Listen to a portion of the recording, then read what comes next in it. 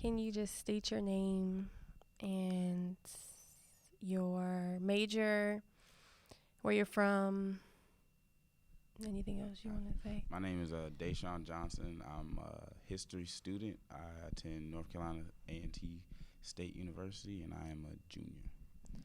So, so you're running to Charleston, South Carolina, from Greensboro, That's correct. North. Last year, when the Charleston 9 shooting happened, I've always been big on the black community and different things that occur within it.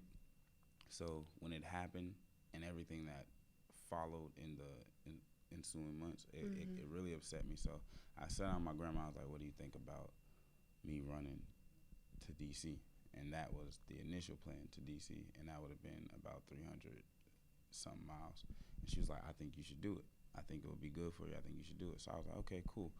And then I kept thinking about it. Time progressed. I ended up making friends at A&T that are from Charleston, South Carolina, and one of them is actually a member of the church where the 9 people were shot.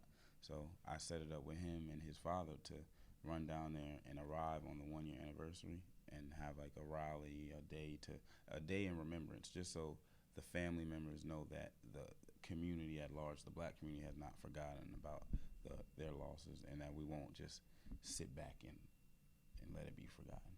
So it was the Black Lives Matters events that really inspired you to want to run. When the events that happened in Ferguson, there was another young man who ran from Atlanta to Ferguson, Missouri, and he ran. That was about, I want to say, when I read the article, it was about 540 miles. Wow. So he did that, and I believe it was like a 20-day span that it took him to run that.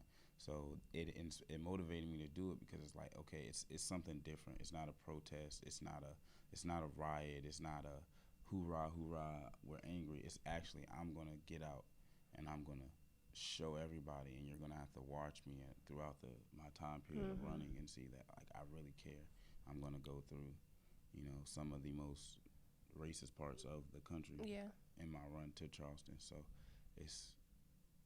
it has a lot to do with Black Lives Matter. Yeah. How long does it take to train for this? Is this something that you don't do every day? So I've been training Herbalife.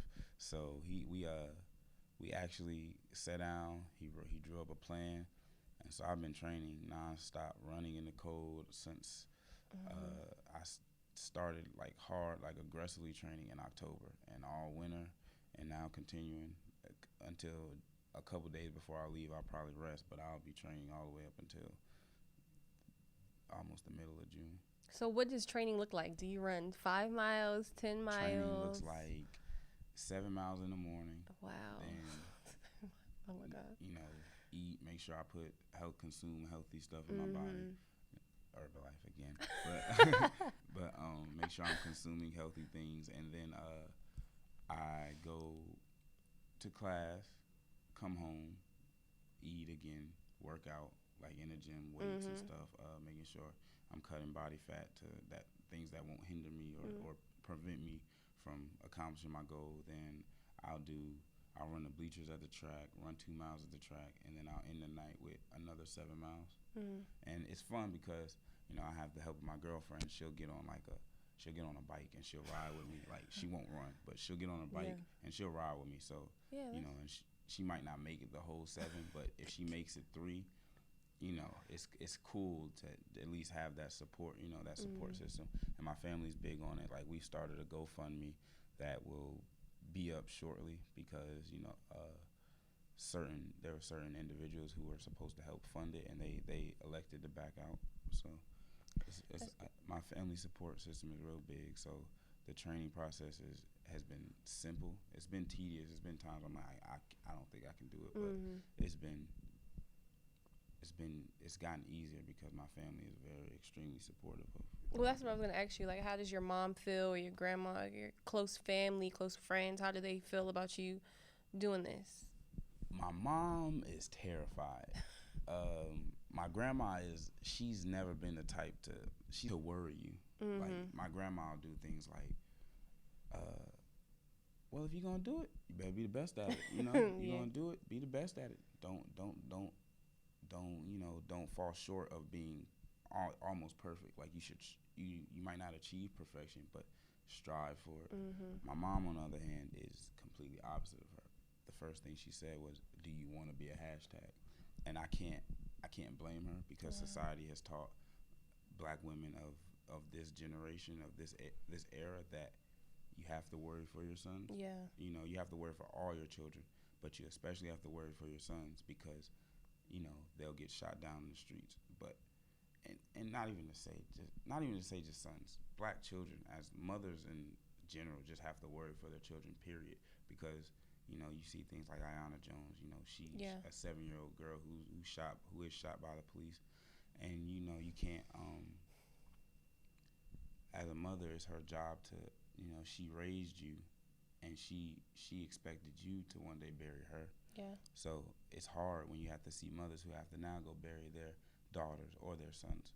So not even to make it a gender thing where it's black men are targeted. Yeah. The black culture as a whole is targeted. So my mom is very worried about it. My dad is a Marine. So my dad is like, "Oh, you can do it. I've been to war. Like, that's nothing. Like, you be all Been right. to war. You be all right. I'll come run with you. Nobody, I won't let anything happen to you." So he's very supportive of it. And the rest of my family, they're just kind of they're skeptical, but they, you don't want to.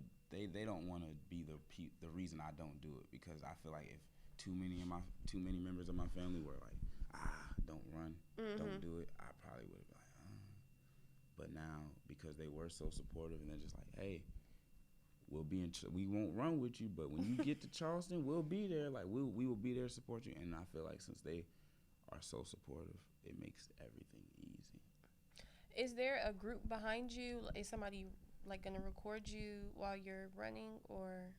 There was a group behind me, but like I said earlier, they elected to not be a part of it because of just starting their own business, and they feel as if putting their first video being about social injustice and systematic oppression, they say that sends them to one direction, and they can not only do things like that. I feel that that I don't really agree with them doing that, but to each their own. As of right now, I have my best friend, my girlfriend, my sister, and her best friend. They're going to rent a van, and they're gonna record it. We got camcorders and a GoPro that's gonna go on me, and they're gonna record it, and then afterwards we're gonna do what we have to do to turn it into a documentary of that nature. So it is one of those things where when the initial group backed out, that was heartbreaking for me, because it's like, man, I don't want just people in Greensboro and Charleston to know I ran. I want the world to know. I want it to be like I did it. And then the documentary comes out and everybody sees it. So now everybody's like, wow.